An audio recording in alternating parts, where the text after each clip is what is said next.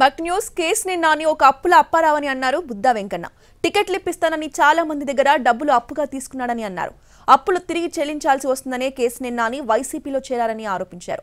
కేసుని వెంట ఎవరూ లేరని ఆయనకి టికెట్ వచ్చేది కూడా అనుమానమేనని అన్నారు బుద్దా. ఇద్దరు వ్యక్తుల దగ్గర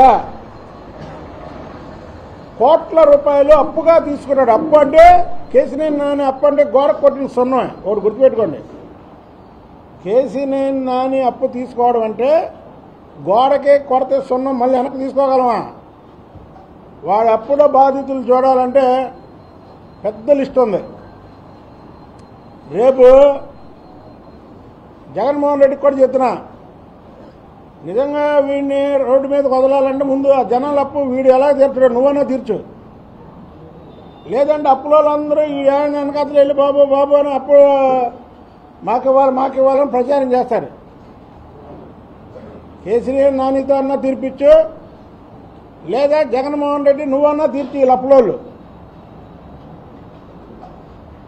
అంత దుర్మార్గుడు చంద్రబాబు నాయుడు గారు టికెట్లు అమ్ముకున్నాడంట. అంటే వీడికి మొదటి రోజు నుంచి నేను చెప్తున్నా, ఈరోజు చెప్పడం కాదు.